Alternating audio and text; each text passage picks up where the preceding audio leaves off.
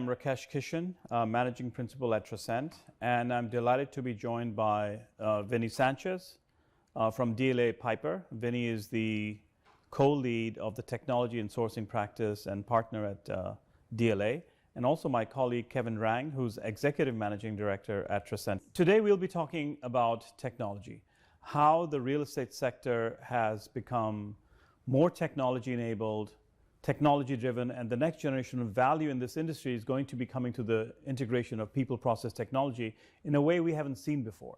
So Vinny, are you seeing what I'm seeing, that technology is really enabling the next generation of value for clients in real estate? And have you seen this in other sectors? Yes, absolutely, Rakesh. In business process outsourcing, such as the outsourcing of finance and accounting or HR functions, we are definitely seeing the evolution from labor arbitrage-driven deals to more integration of technology, especially with Gen AI and AI-enabled solutions, and shifting it from sort of the carbon labor that has been prevalent in the industry to digitally labor delivery models throughout. Okay, Kevin.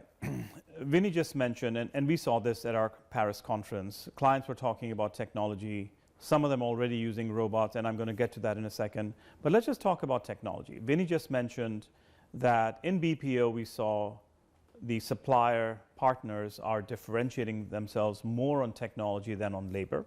Do you also foresee this happening in real estate? And if so, what are the implications in terms of how clients need to manage the risks and opportunities that come with getting a more technology-enabled solution versus a labor-enabled solution? That is a great question, Rakesh. So yes, we are starting to see more and more leveraging of technology in the FM space, and I think that's going to continue at a greater pace as we go forward. So as we implement more and more technology, whether that's Internet of Things, et cetera, it creates more opportunity for cybersecurity breaches and things like that. So that's going to be a primary issue. It will reduce costs, right? And so that is a great positive. The other issue, though, unfortunately, is with a lot of the suppliers out there, they've had a lot of acquisitions. They have a lot of existing technology that doesn't necessarily sync up. So I think we need to see some of that happen.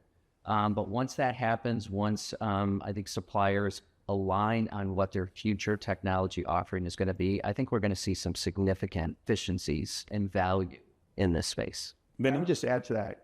We're going to see more of an emphasis during the transition phase, not just on knowledge transfer, but also now integration and configuration of technology in that phase. And so the way we approach these contracts has to be slightly reoriented more towards the technology side. Rights to data will become a big aspect of the negotiations. Suppliers are going to want to do analytics on client data. Clients are going to want to make sure that their data is used in the proper means, and also maybe there's opportunities to get value out of that. Maybe the commercial model takes into consideration the value proposition that suppliers might get to be actually to use this data. And then there's the portability issue, because you have, as you and I talked about many times, sort of this aspect of vendor lock-in, right? With human labor, right? We talk about the ability to have the human labor be hired by new suppliers during, a resourcing opportunity. But what's it going to look like when it's all technology enabled? What's the portability look like?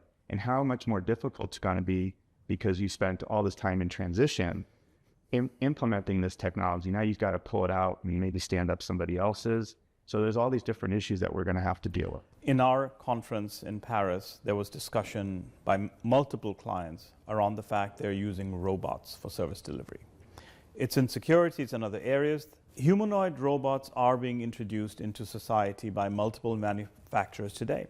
They're already playing functions in hotels. They're moving into more mainstream society. And the cost point is becoming much more affordable. Do you foresee humanoid robots entering the workforce in a manner that may affect the real estate sector? And what are the issues with robots that would be, say, different than using a supplier system for space planning or maintenance management or lease administration versus a humanoid robot? So let me tackle that first. So first of all, let's just level set that robots have been around for a long time, right? Robots are not new. What makes this unique, where we are now, is mobility, right? So robots have been in production, as you said, for years and years and years, but those are typically fixed, right? They're not moving around and capable of interacting in a changing environment. The existing robots in production are typically if-then type creatures. They do repetitive motions over and over, and that's all they do. So now we're moving into an era of mobile, as you said, humanoid robots, which are starting to enter the workforce. And I think it will be radically disruptive. As we talked earlier about cybersecurity and some of those issues, I mean, just think about these humanoid robots that have cameras, that have sensors that hear, look through walls and detect heat. The data that those robots are gathering is amazing and astronomical and can bring value, detecting things that maybe a human would miss. Humanoids present opportunities that carbon labor cannot do, right? So if you think about in a facility where you might need 10 technicians, the opportunity for savings could be significant, where you could reduce that to 2 humanoids, because they then can be programmed to have all these different skill sets and be available to work 24/7. Now, I don't think it's simply a matter of savings. I think this is really an issue of investment for efficiency, productivity, resilience, because a humanoid robot can have in its memory banks all of the technical SOPs, compliance requirements, previous equipment history, capacity plans, building plans, connectivity to building sensors in a manner that no human can ever achieve. So they become, in essence, very powerful tools. And I think the introduction of this technology could be revolutionary, perhaps disruptive to an industry that has relied heavily on labor-based solutions. If in our conference we heard this is a people industry, this is a relationship-driven industry, but as we move more towards technology and automation and now robotics, that assumption is going to get challenged. There are 2 schools of thought. Outsource people process technology fully to a third-party vendor who will then provide FM as a service, real estate as a service, or outsource processes and people to a third-party supplier partner, but the technology will be provided by the client. I actually think that when you see what's happening in the market in other sectors, in BPO and others, that we're moving away from the ownership piece and more into the rental piece, because frankly, the technology vendors are pushing clients into this uncomfortable zone of, we're not going to allow you to have on-prem technology anymore. You have to now move to a cloud-enabled SaaS solution. Mm-hmm. And a lot of the on-prem vendors have said, we're going to retire support for those and move everyone into these cloud-based, solutions. So if anything, FM, as it starts to adopt more technology, is going to come in at a point where it's not at the ownership, it's going to come in at the point where moving into the cloud. And so I think companies are going to have less opportunity in the market to actually own and control. And that's where I think we go back into the suppliers have an opportunity to still be relevant in this space. So Kevin, where do you see in today's environment, do you have cases and examples of where clients are already using robots as part of their service delivery in corporate real estate? Yes. I mean, I think we're at the frontier, and I think we're going to see rapid acceleration over the next 1 to 3 years.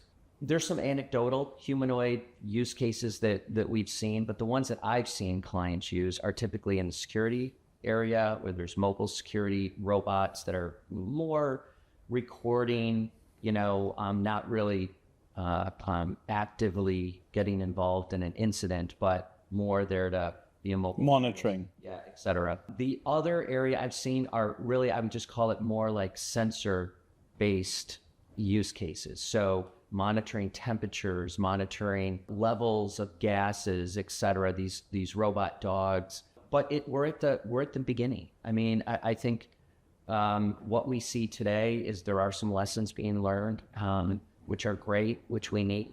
But I think the next 3 years, we're going to see humanoid robots replacing manual labor in probably initially in more hazardous environments, but down the road, just from the cost play, we'll probably see it in most CRE related tasks. We've seen security robotic dogs doing perimeter monitoring, security checks, intrusion checks. We're seeing them in cleaning.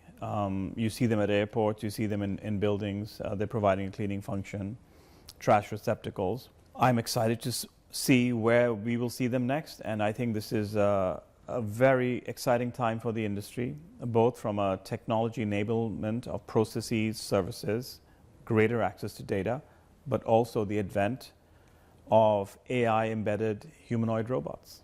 And I think, Rakesh, that statement can't be overemphasized, right? Why is this all happening? What is making this work? Like we said before, robots have been around for a long time.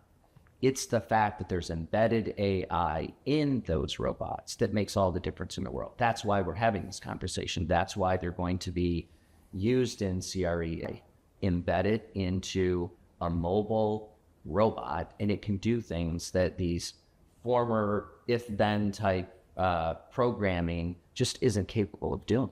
And there's such great opportunity right now too. If you look at what's happening in the market, there's such an emphasis on data centers to enable, empower, right, all this AI out there, right?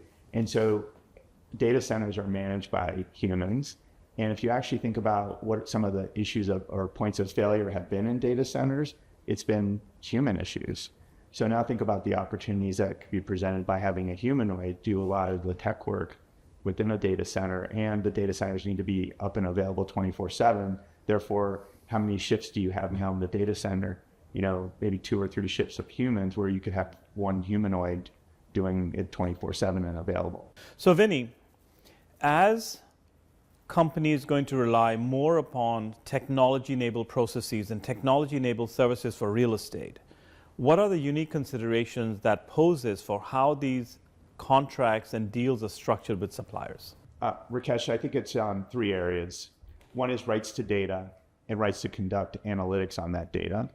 The second thing is operational resiliency. It's been in corporate real estate, it's been focused on a human-centric delivery model. We need to start thinking about the technology-enabled delivery model and how we look at business continuity and operational resiliency differently. And the third thing is risk allocation. From an insurance standpoint, again, we've been very focused on human aspects of delivery. We need to start thinking more about cyber and other aspects of technology-enabled delivery. And then ultimately, like, what does our limitations of liability look like and our indemnities look like in a very tech-enabled delivery model? Well, I completely agree with Vinny in what he said. I really focus on 2 things that I think are going to be impacted by technology. One is the financial model. Because again, we discussed earlier, is it better to buy, rent, et cetera? Well, once we get to that point and we make that decision, we're going to have to build that into the model, right? So if embedded AI is rented, as an example, most likely that won't be charged on pass-through model. What is the biggest cost in CRE today, generally speaking, with facility maintenance? It's labor. And that labor is being charged on a pass-through model primarily today. If we have embedded AI, we have technology delivering those services, the pricing model is going to change. So that's number one. Number two, in our recent conference, we heard a client speak about an event in the UK involving a drone landing on a roof or hovering over the roof and basically being able to get into the network that way. When you start bringing embedded AI into your facilities, places where in many cases companies won't let you bring in phone, the security risks are going to be significant. They're going to have to be addressed. So I think that's where the attention is going to be. Vinny, I'm really excited about the joint survey that DLA Piper and Trascent are conducting on AI and the readiness of the corporate real estate sector to adopt AI. What are the opportunities, what are the risks that are presented, and how the industry can prepare itself? We would welcome your participation in the survey, and we look forward to hearing from you.